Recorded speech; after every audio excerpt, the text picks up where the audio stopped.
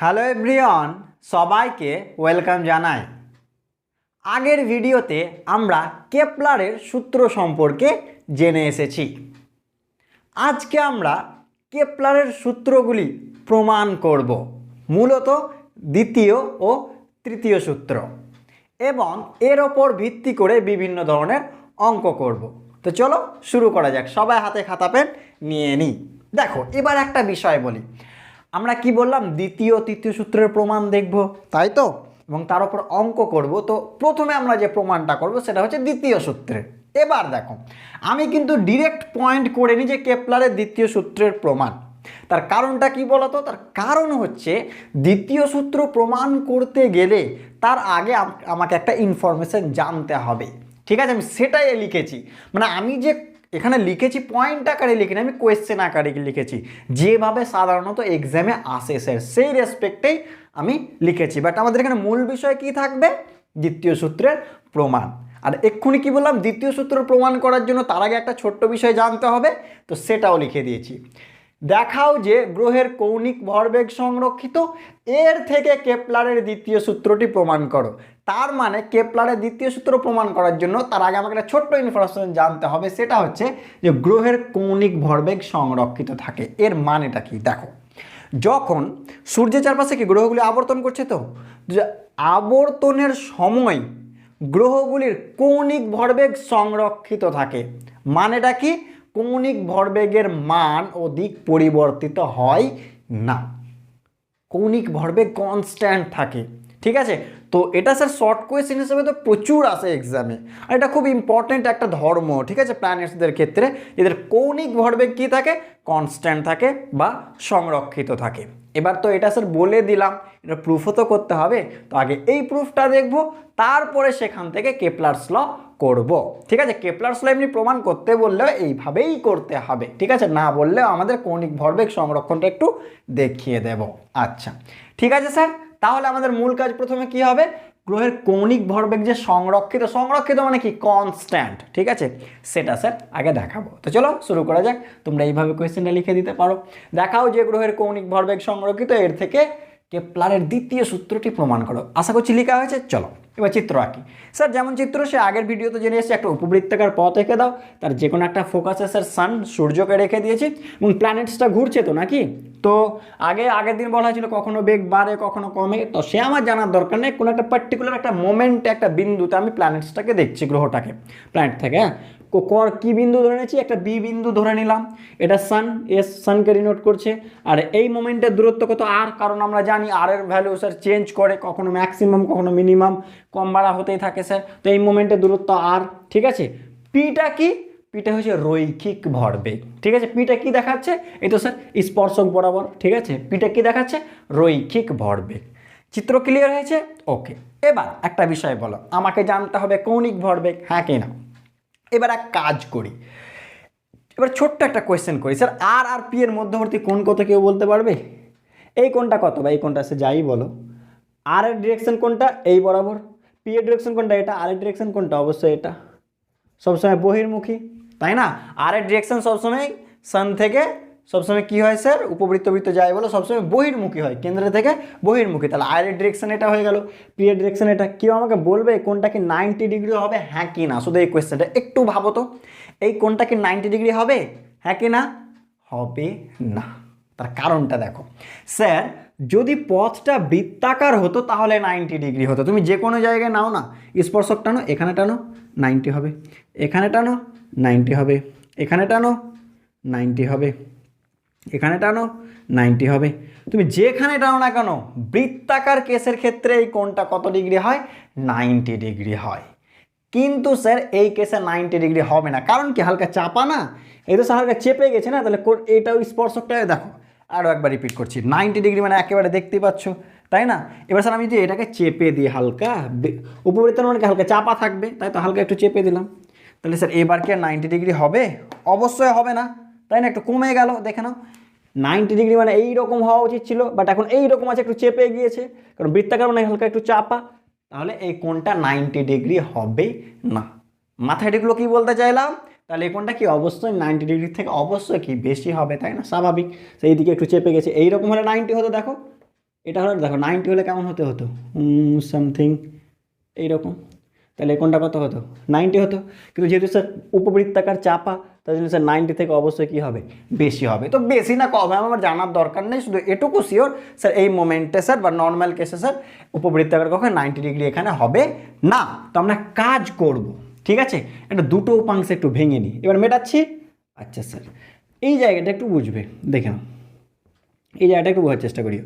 পিকে দুটো উপাংশে ভাঙছি, একটা তো স্যার এই বরাবর ভেঙে দিলাম, চলো যেহেতু এটা আর বরাবর তার জন্য পি আর বললাম, ডিরেকশনের রেসপেক্টে নয়, যেহেতু আর এর দৈর্ঘ্য বরাবর, ঠিক আছে, কারণ আর ডিরেকশন তো ওই দিকে। আচ্ছা পি আর বললাম, আর স্যার এর সাথে 90, আর এর সাথে 90, এটাকে পি এন বললাম, তাই তো 90 হলো। তো দেখো মোটামুটি করে একটা এঁকে দাও, এটাকে স্যার পি এন বললাম, এন ফর নর্মাল। এন কি কাকে ডিনোট করছে, নর্মাল যে লম্ব। তুমি 1-2 দিতে পারো, কিচ্ছু যায় আসে না, তুমি P1 P2 দিতে পারো, তাতে কিছু যায় আসে না, কিন্তু প্রত্যেকটা জিনিসের একটা থাকে, একটা বোঝানো হয় বইয়ে সাধারণত এইভাবে, তার জন্যই দিলাম। আর ফর কি দেখো পিটাকে ভেঙে পি এন আর পি আর পেলাম, বুঝতে পারলাম। আর একবার রিপিট করছি, পিকে ভেঙে পি এন আর পি আর। আগে চিত্রটা আঁকা, আমি একটু পিটাকে মেটাবো যাতে কোনো গন্ডগোল না হয়। তোমরা মানে মিটিয়ে দিও না, কাটিয়ে দিও না, তোমাদের থাকবেই, ঠিক আছে। আঁকা হয়েছে। আচ্ছা চলো, যেহেতু আমি পিটাকে ভেঙে পি এন আর পি আর পেলাম, তাহলে এখন আমি ভাববো পি নেই, এটাই তো নিয়ম তাই না উপাংশের, কারণ ওকে ভেঙে এটা পেলাম, তাহলে ওটাকে নেই ভাববো, এখন এই দুটোকে নিয়ে ডিল করবো। আচ্ছা ক্লিয়ার হয়েছে, তাহলে এখন আমার কাছে কী আছে স্যার, পি এন আর পি আর আছে। আচ্ছা এবার বলো কৌণিক ভরবেগ, এই যে স্যার বি বিন্দুতে গ্রহের কৌণিক ভরবেগ এল সমান, একটু মনে করো তো, একটু মনে করেন কৌণিক ভরবেগ মানে এটা হয় নাকি আর ক্রস পি, হ্যাঁ কি না, বা যদি শুধু মানটা লিখতে চাও তাহলে আর পি সাইন থিটা, আশা করছি মনে আছে, তাই তো। আর ক্রস পি এল ভেক্টর সমান আর ক্রস পি, বৃত্তীয় গতি চলে যায় একটু, এল সমান কি আর পি সাইন থিটা, যেখানে সাইন থিটাটা কার মধ্যবর্তী কোণ, আর পি এর। এবার চলো ভালো করে দেখো, পি আর উপাংশের জন্য বলো তো থিটা কত হবে, আমি পি আর উপাংশের জন্য বলছি, পি আর। দেখো এই উপাংশের জন্য থিটা কত হবে, থিটা কার মধ্যবর্তী কোণ, আর পি। আচ্ছা এখানে পি মানে কি পি আর, তাহলে ভালো করে দেখো আর এর ডিরেকশন কোন দিকে, আমি একটু ডট ডট দিয়ে দেখাই, আর এর ডিরেকশন এইদিকে বহির্মুখী, পি আর এর ডিরেকশন কোন দিকে, এইদিকে, মধ্যবর্তী কোণ কত 180, সাইন 180 কত 0, তাহলে স্যার পি আর এর জন্য কৌণিক ভরবেগ কত হয়ে গেল, 0 হয়ে গেল। মাথায় ঢুকলো, এর জন্য কৌণিক ভরবেগ 0, তার কারণটা কি আর পি সাইন থিটা, থিটা কত ডিগ্রি, পি আর কার মধ্যে, আর এর মধ্যবর্তী কোণ আর এটা, পি এটা, যেহেতু এখানে পি আর এর ক্ষেত্রে বলছি সাইন 180 0, মাথায় ঢুকলো। আচ্ছা চলো এবার স্যার পি এন এর জন্য একটু দেখো তো। আচ্ছা পি এন এর জন্য দেখো কী হবে, ভালো করে দেখো কৌণিক ভরবেগ কী হবে, আর পি সাইন থিটা, থিটাটা কত ডিগ্রি দেখো, আর এটা পি এন এটা, মধ্যবর্তী কোণ কত 90, তাই না, ওই লম্ব উপাংশে তো ভাঙলাম তাই না স্যার, তাহলে কত 90, তাহলে কত হয়ে গেল স্যার আর পি সাইন 90, সাইন 90 কত হয় বলো। আচ্ছা এখানে আর পি এন দিয়ে দিই, যেহেতু স্যার পি এন এর জন্য বলছি, আর পি এন সাইন 90, সাইন 90 কত 1, তাহলে কী পড়ে থাকলো আর পি এন, তো আমি এইটাই ডিরেক্ট লিখে দেবো, অতএব কৌণিক ভরবেগ আর পি এন। কীভাবে এলো আমি একটু দেখিয়ে দিলাম, যেহেতু নইলে স্যার প্রুফটা অনেক বড় হয়ে যাবে, একসাথে লিখলাম, আমি শুধু ওখানে দেখিয়ে দিলাম, বুঝতে অসুবিধা। এনটা সাফিক্সে শুধু কি বোঝাচ্ছে, নর্মাল টু আর, ঠিক আছে, আর এর সাথে লম্ব, এটাই বোঝাচ্ছে আর পি এন, বুঝতে পারলাম। আচ্ছা চলো এবার একটা বিষয়, পি মানে তো এম ভি, হ্যাঁ কি না, পি মানে কি বলো এম ভি, তাই না, তাহলে কী লিখতে পারি, আর এম মানে গ্রহের ভর, ভি ওই মোমেন্টের রৈখিক ভরবেগ ভি ধরলাম। আচ্ছা ভি মানে কি ওমেগা আর নয়, কৌণিক বেগ দিয়ে বলো, ভি সমান কি ওমেগা আর, তাহলে আর এম ওমেগা আর, হ্যাঁ কি না, তাহলে কী হলো একটু দেখো তো, এম ওমেগা আর স্কোয়ার। চলো এই পর্যন্তকে ঠিকঠাক আছে, একটু দেখে নাও পুরো বিষয়টাকে। ভি কিন্তু কোন মোমেন্টের, গন্ডগোল করবে না, এই মোমেন্টের, ঠিক আছে, বি বিন্দুতে, এসব যা কিছু হচ্ছে বি বিন্দুতে, ভি সমান ওমেগা আর লিখে দিলাম, ঠিক আছে। আগে এই পর্যন্ত দেখে নাও, এই পর্যন্ত যদি হয়ে থাকে তাহলে একটু স্যার টর্কটা দেখব, যে স্যার অতএব কী লিখব, বি বিন্দুতে গ্রহের ওপর ক্রিয়াশীল টর্ক, বি বিন্দুতে গ্রহের ওপর ক্রিয়াশীল টর্ক, চলো কত হবে একটু পজ করে ভাবো তো, গ্রহের ওপর ক্রিয়াশীল টর্ক কত হবে, টর্কের রাশিমালা মনে আছে, একটু আমি হেল্প করি, স্যার আশা করছি মনে আছে, টর্ক সমান মনে হচ্ছে আর ক্রস এফ, হ্যাঁ কি না, আর ক্রস এফ তো, তাই না? যদি মানটা লিখতে চাও তাহলে কি mod of R cross F মানে আর এফ সাইন থিটা, তাই তো নাকি? Mod of R cross F বলো, আর এফ সাইন থিটা একই কথা, আর এফ কত সাইন থিটা, তাই না? সে যাই বলো। আচ্ছা তাহলে টর্ক মানে কী হবে একটু ভাবো তো, mod of R cross F বা আর এফ সাইন থিটা যা লিখবা কিচ্ছু যায় আসে না। আচ্ছা থিটাটা কার কার মধ্যবর্তী কোণ? আর আর এফ এর। আচ্ছা একটু এখানে দেখা যাক আর আর এফ এর মধ্যবর্তী কোণ কোনটা। স্যার এফ মানে কি, যে ফোর্স ক্রিয়া করছে প্ল্যানেটের ওপর, সে কোন দিকে ক্রিয়া করবে? সূর্যের দিকে, তাই তো? আর আর এর ডিরেকশন, তার মানে এই ফোর্সের ডিরেকশন অবশ্যই এই বরাবর, এই যে পি আর জেড লিখেছে এই বরাবর। আর এর ডিরেকশন কোন দিকে? এই দিকে, মধ্যবর্তী কোণ কত? 180। আর একবার রিপিট করে, আর ক্রস এফ, আর এর ডিরেকশন এই দিকে, এফ এর ডিরেকশন এই দিকে, মধ্যবর্তী কোণ কত হয়ে যাচ্ছে? 180। তাহলে আর এফ সাইন 180 মানে কত? 0। তাহলে এটা কি লিখতে পারি? 0 লিখতে পারি। তার কারণটা কি? যেহেতু আর আর এফ কি পরস্পর সমান্তরাল, হ্যাঁ কি না? এটাই তো সূত্র, এটাই তো কারণ যে স্যার আর ওইদিকে, এফ এইদিকে, সমান্তরাল বা থিটা 180 যা লিখবে একই বিষয়, ঠিক আছে? যেহেতু আর আর এফ কি পরস্পর সমান্তরাল, বা আরও বেশি ডিটেলসে জানতে গেলে থিটা কত ডিগ্রি হয়ে গেলে এখানে স্যার 180 ডিগ্রি, ঠিক আছে? আচ্ছা তাহলে স্যার, স্যার মনে আছে টাউ সমান ডিএল ডিটি হয়, হ্যাঁ কি না? লিখে দেবো বা, অতএব বা লিখতে পারো ডিএল ডিটি সমান 0, হ্যাঁ কি না? টাও মানে ডিএল ডিটি, একটু মনে রাখো, ঠিক আছে? কীভাবে যদি অনেকে ভুলে গেছো আমি একটু হেল্প করি। পি সমান কী হয় বলো? রৈখিক ভরবেগ। এফ সমান কী হয়? ডিপি ডিটি, হ্যাঁ কি না? রৈখিক ভরবেগ। এফ প্রযুক্ত বল সমান কি? ডিপি ডিটি, যেখানে পিটা রৈখিক ভরবেগ। তো এটাকে স্যার কৌণিকের সাথে তুলনা করে এফ এর জায়গায় টাও বসিয়ে দাও, এফ এর জায়গায় টাও বসাও, আর রৈখিকের জায়গায় কৌণিক বসাও, তাহলে টাও সমান ডিএল ডিটি, ঠিক আছে? এইভাবে মনে রাখবো, যদি ভুলে যাও তাহলে টাও সমান কি? DL DT. আচ্ছা স্যার কোনো কিছু ডেরিভেটিভ শূন্য এর মানেটা কি? এল এর ডেরিভেটিভ শূন্য এর মানে কি? এল ধ্রুবক, হ্যাঁ কি না? অতএব কী বলতে পারি? অতএব আমি একটু উপরে লিখছি, হ্যাঁ।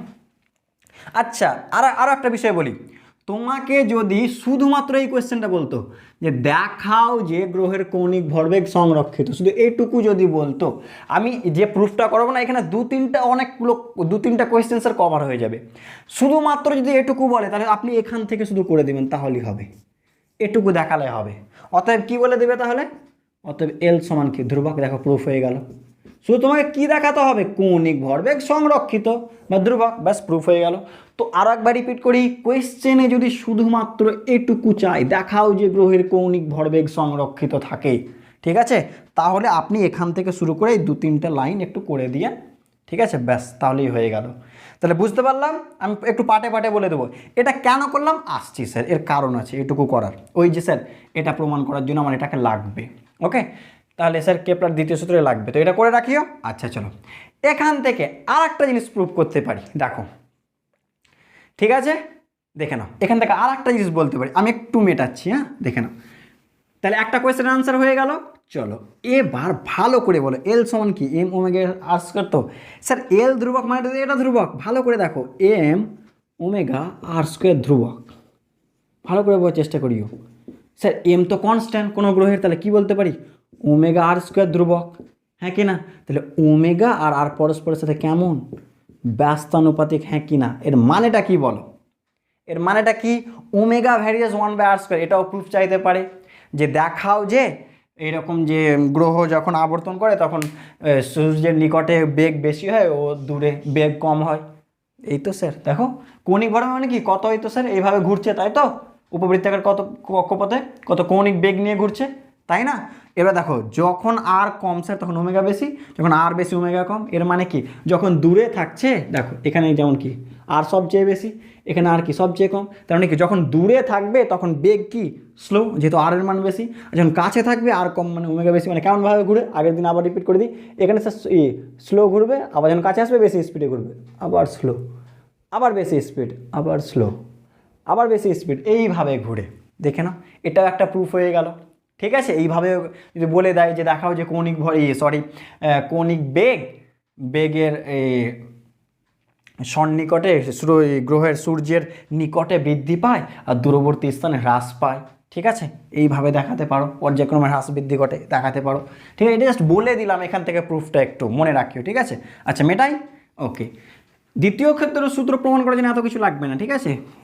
আচ্ছা এটুকু লাগবে না, যেটুকু এক্ষুনি করলাম। আচ্ছা তাহলে স্যার এখান থেকে আগেই বলি, খুব ভালো কোয়েশ্চেন আসে যে গ্রহের কোন ধর্মটি সংরক্ষিত থাকে?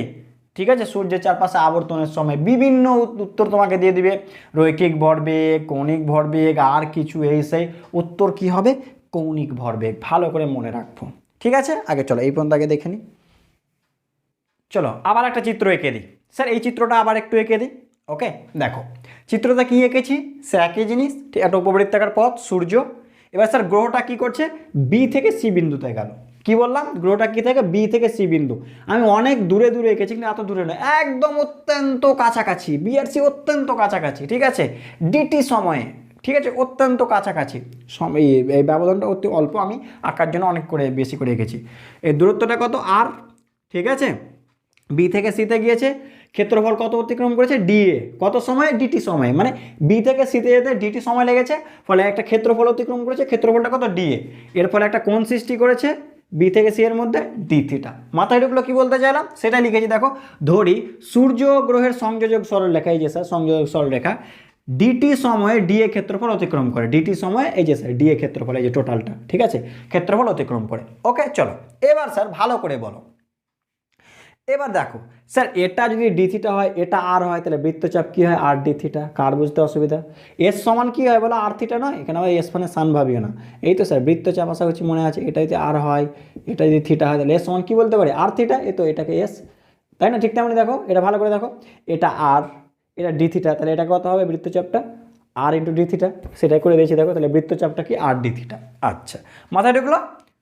আর ডি থিটা, আর ডি থিটা। আচ্ছা এবার বলো স্যার, ত্রিভুজ এসবিসি এর ক্ষেত্রফল দেখো, ত্রিভুজ এসবিসি, এই স্যার এক কথা এই ত্রিভুজটা, ঠিক আছে, এই ত্রিভুজটার ক্ষেত্রফল, ওটাকে তো আমরা ডিএ বলে দিয়েছি, তাই না? অতএব ডিএ সমান কি লিখতে পারি? ত্রিভুজের ক্ষেত্রফলের সূত্র কি? হাফ ইন্টু ভূমি ইন্টু উচ্চতা। তাহলে হাফ ইন্টু ভূমি, ভূমি মানে এটা নয় কি? এবার তুমি তো বলেছো এটা বৃত্তচাপ। আচ্ছা এক্ষুনি কি বললাম? অত্যন্ত কাছাকাছি, অত্যন্ত কাছাকাছি। তাহলে কি এটা কি আর বাঁকা হবে না? অলমোস্ট সোজা প্রায় হয়ে যাবে, এটা তো অলমোস্ট সোজা, তাই না? তাহলে এটাকে ভূমি বলতে পারি। এই তো স্যার এটা ভূমি। এই তো ত্রিভুজটাকে এইভাবে ভাবো না, এই তো স্যার এরকমভাবে ভাবেন ত্রিভুজ। এই তো স্যার এটা ত্রিভুজ, হাফ ইন্টু ভূমি ইন্টু কে? তো স্যার উচ্চতা। ঠিক আছে, এই তো স্যার শুধু এটুকু ভাবো, হাফ ইন্টু এটা ভূমি ভাবো, এটা উচ্চতা। তাহলে কি বলতে পারি? হাফ ইন্টু ভূমি মানে আর ডি থিটা ইন্টু উচ্চতা মানে আর। এই তো স্যার, ঠিক আছে, তাহলে কি লিখতে পারি? Half r square d theta. ওকে এবার দেখো, তবে ডিএ বাই ডিটি, ডিটি রেসপেক্টে চলো ডেরিভেটিভ করে দিলাম, ডিএ ডিটি। তাহলে কি হবে দেখো, হাফ আর স্কোয়ার কি? D theta d t. ঠিক আছে, half r square d theta d t. আচ্ছা এবার একটা বিষয় বলবে, sir d theta by d t কী হয়? ওমেগা হয় না? ওমেগা মানে কি বলো? কৌণিক বেগ মানে কি? কৌণিক সরণ বাই সময়, হ্যাঁ কে না? এবার স্যার অত্যন্ত ক্ষুদ্র হলে কি? D theta by DT. তাহলে সেটাই তো, তাহলে ওমেগা লিখে দিলাম। আচ্ছা কাজ করলাম, তাহলে হাফ আর স্কোয়ার ওমেগা হয়ে গেল, এটাই ওমেগা। আচ্ছা এবার দেখ, কাজ করলাম, এম দিয়ে ভাগ করো, এম দিয়ে গুণ করো, তাহলে ওপরে এম দিয়ে গুণ করলাম, এম ওমেগা আর স্কোয়ার, আর এম দিয়ে ভাগ করলাম 2m।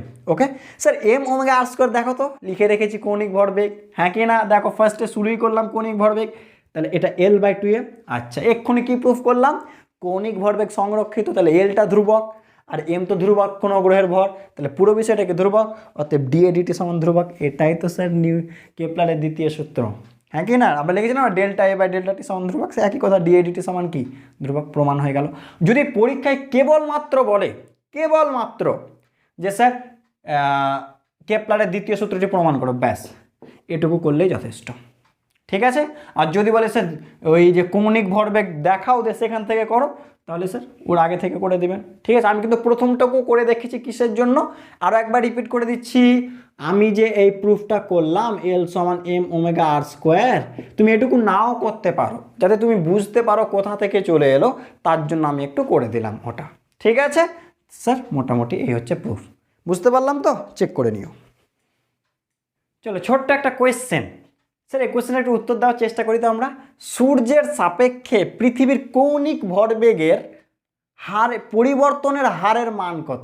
একটু পজ করে করি তো, চলো ভাবো তো কি হবে উত্তরটা, মানটা কত হবে? ধ্রুবক না অন্য কিছু? আচ্ছা চলো মিলিয়ে নাও। স্যার এল সমান ধ্রুবক, হ্যাঁ কি না? কৌণিক ভরবেগ ধ্রুবক, এটা চাইনি, চেয়েছে এর পরিবর্তনের হার, মানে স্যার হার মানে তো সময়ের সাপেক্ষে ডিএল ডিটি, এটা কত? 0। এল ধ্রুবক মানে ডিএল ডিটি ধ্রুবক, ডিএল ডিটি কত? সরি 0। তাহলে উত্তর কি হবে? 0। এর উত্তর যদি এটা শর্ট কোয়েশ্চেন আছে পরীক্ষায়, ঠিক আছে, উত্তর কি হবে? 0, এটা হবে উত্তর। মাথায় ঢুকলো? কৌণিক ভরবেগের পরিবর্তনের হার, ডিএলডিটি 0। আচ্ছা চলো এবার স্যার কেপলারের থার্ড লতে চলে আসি। চলো দ্বিতীয় সূত্রের প্রমাণে চলে আসি, তৃতীয় সূত্র। তো কেপলারের তৃতীয় সূত্রের প্রমাণ পয়েন্ট করে দিই। আচ্ছা চলো এবার স্যার যে প্রমাণটা যখন করব না, এবার পথটাকে স্যার আমরা আর উপবৃত্তাকার ধরবো না। এরপরে স্যার আমরা যাই কিছু পড়াশোনা করব, আমরা গ্রহের পথকে সে উপগ্রহ বলো গ্রহ বলো সব কিছুকে বৃত্তাকার হিসেবেই কনসিডার করে নেব। এইভাবেই এই প্রুফগুলো আমরা করি, ঠিক আছে? তো চলো স্যার এবার কি করলাম স্যার, পথকে কেমন কনসিডার করে নিলাম, বৃত্তাকার কনসিডার করে নিলাম, ঠিক আছে? আচ্ছা চলো দেখে নাও। এটা স্যার গ্রহ, প্ল্যানেট লিখে দিয়েছি স্মল এম। এটা সান, তার চারপাশে আর ব্যাসার্ধে বৃত্তপথে ঘুরছে। সানের ভর কত, সূর্যের ভর m0, গ্রহের ভর কত স্মল এম, আর মধ্যবর্তী দূরত্ব মানে ব্যাসার্ধ কত আর, ঠিক আছে? আগে বলছি এটাকে বৃত্ত হিসেবে কনসিডার করলাম। আচ্ছা এবার দেখো, অতএব স্যার এই গ্রহটা বৃত্তপথে ঘুরছে, যে কোনো জিনিস বৃত্তপথে ঘুরলে কি প্রয়োজন, অভিকেন্দ্র বলের অবশ্যই প্রয়োজন, হ্যাঁ কি না? তাহলে এই বস্তুটা যে ঘুরছে তো অভিকেন্দ্র বল কে দিচ্ছে, অবশ্যই কে দেবে, এদের মধ্যে ক্রিয়াশীল মহাকর্ষ বল, হ্যাঁ কি না? সূর্য আর গ্রহের মধ্যে তো টেনে আছে স্যার মহাকর্ষ বলে সূর্য তাকে, সেটা লেখা আছে। সূর্য ও গ্রহের মধ্যে ক্রিয়াশীল মহাকর্ষ বলই গ্রহের অভিকেন্দ্র বলের যোগান দেয়। মানে এক কথায় বৃত্তপথে ঘোরার জন্য যে ফোর্সটা প্রয়োজন সেটা কে যোগান দেয়, কে দেয়, সে সূর্য গ্রহের মধ্যে ক্রিয়াশীল মহাকর্ষ বল। আচ্ছা স্যার অভিকেন্দ্র বলের সূত্র মনে আছে, যদি কোনো বস্তু ভি বেগে এম ভরের কোনো বস্তু ভি বেগে আর ব্যাসার্ধের বৃত্তপথে ঘুরে, তাহলে অভিকেন্দ্র বলের সমান কী হয়, এম ভি স্কোয়ার বাই আর। সেটা লিখে দিচ্ছি এম ভি স্কোয়ার বাই, যেখানে এমটা কি গ্রহের ভর, ভিটা কি গ্রহের বেগ, আরটা কি তো বৃত্তপথের ব্যাসার্ধ। সমান কি লিখতে পারি, এইটা অভিকেন্দ্র বল, কে যোগান দিচ্ছে, মহাকর্ষ বল, সূত্র কি জি m1 m2 by R square, তাহলে G m0 m by R square. কাটাকাটি করে দেখো, একটা আর কেটে গেল, স্মল এম কেটে গেল, তাহলে ভি সমান দেখো √g m0 বাই আর চলে আসছে, ঠিক আছে?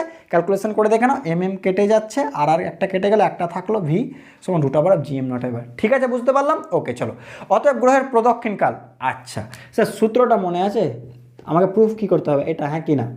টি স্কোয়ার ভ্যারিজেস আর কিউব, আশা করছি মনে পড়েছে স্যার, কেপলারের তৃতীয় সূত্র টি স্কোয়ার ভ্যারিজেস কি আর কিউব, তাই তো? এটা তো প্রমাণ করতে হবে যে স্যার প্রদক্ষিণকালের স্কোয়ার সমান কি বলেছিলাম, অর্ধপরাক্ষের ঘন হয়, তো এখানে অর্ধপরাক্ষ বলতে নর্মালি এখানে স্যার ব্যাসার্ধ হিসেবে কনসিডার করে নিয়েছি। আচ্ছা চলো তাহলে ওটা প্রুফ করতে হবে, টি স্কোয়ার ভ্যারিজেস আর কিউব। আচ্ছা গ্রহের প্রদক্ষিণকাল টি সমান কি হয়, আচ্ছা বলো আমাকে একটা বিষয় বলো স্যার, সময় মানে কি, এস বাই ভি, দূরত্ব বাই বেগ। আরও একবার রিপিট করি, সময় মানে কি, দূরত্ব বাই বেগ, হ্যাঁ কি না?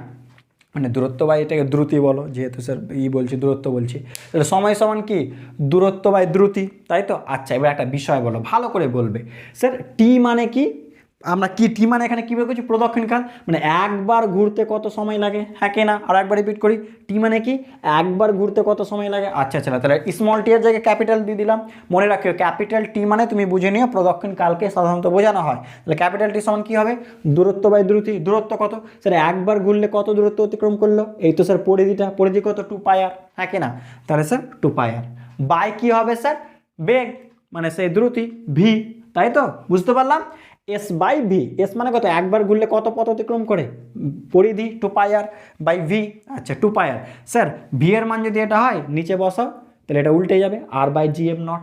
আচ্ছা কাজ করে স্কোয়ার করে দাও তো, তাহলে টি স্কোয়ার করে দিলাম সমান কী করতে পারি, ভালো করে দেখো, এক লাইনে করে দেবো, 2 এর স্কোয়ার 4, পায়ের স্কোয়ার পাই স্কোয়ার, আর নিচে রুট থেকে বেরিয়ে এলে চলো gm0 রেখে দিলাম। আচ্ছা ঠিক আছে gm0 রেখে দিলাম যা ছিল।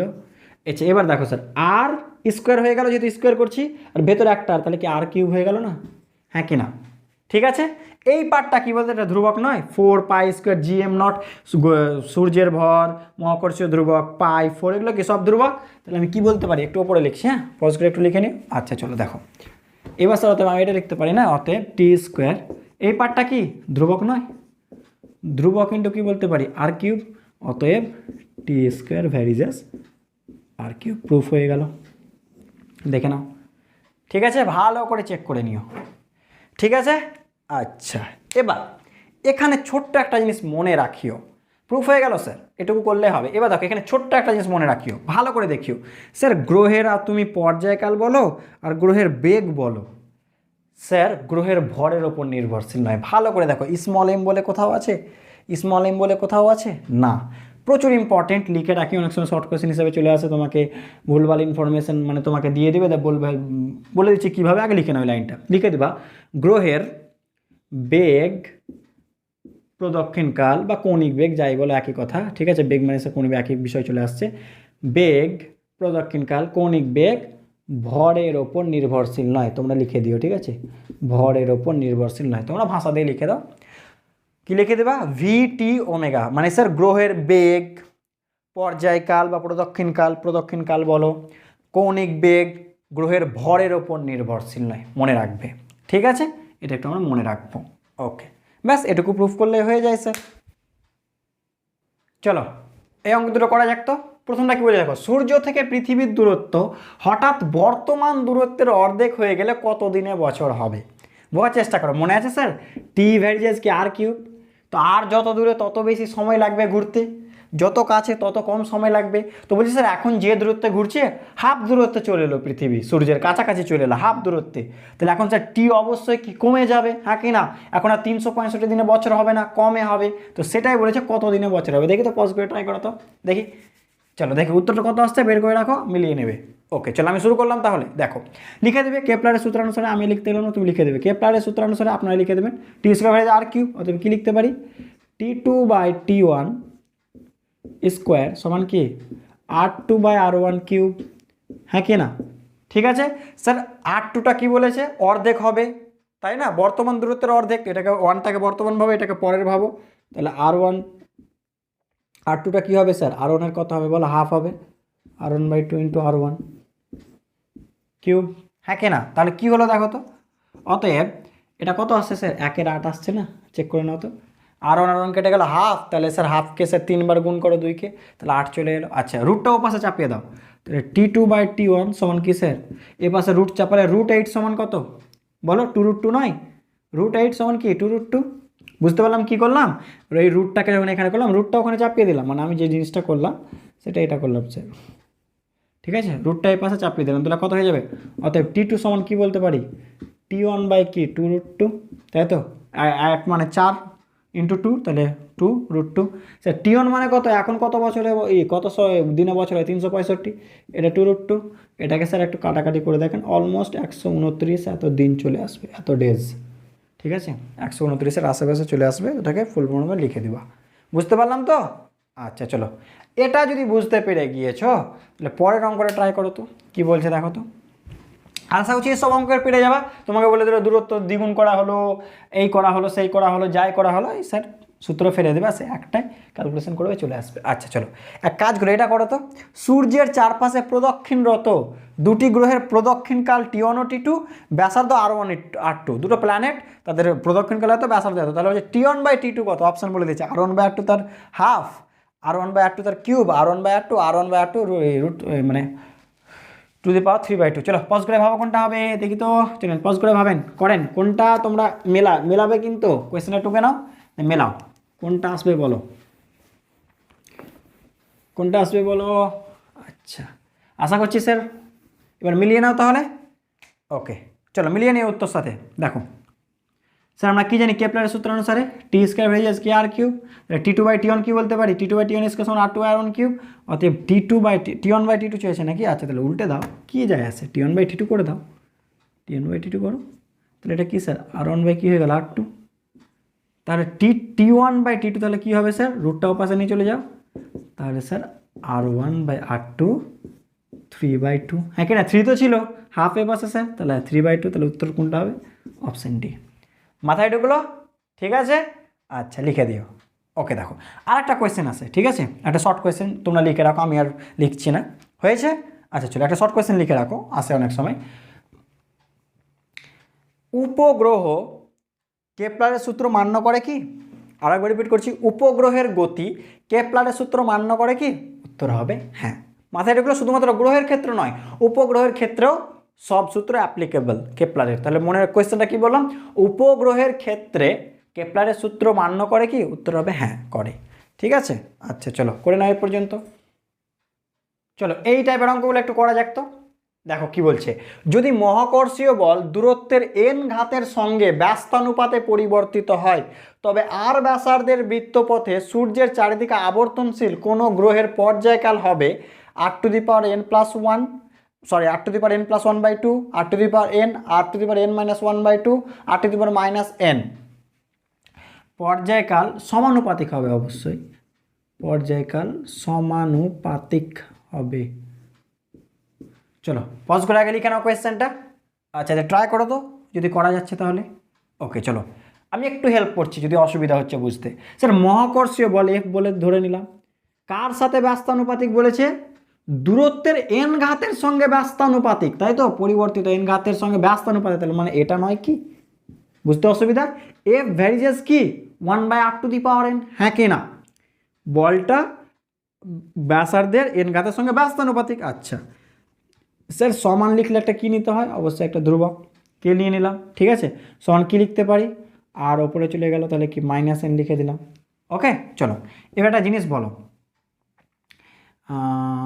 এফ স্যার এই যে মহাকর্ষ বল এটাই তো স্যার অভিকেন্দ্র বলের যোগান দিচ্ছে, তাহলে এটাকে কী লিখতে পারি? mv²/r, হ্যাঁ কি না? দেখো কে r⁻n, অথবা এখান থেকে ভিটা বের করো তো, আগে v² বের করি তাহলে ভিটা পেয়ে যাবো।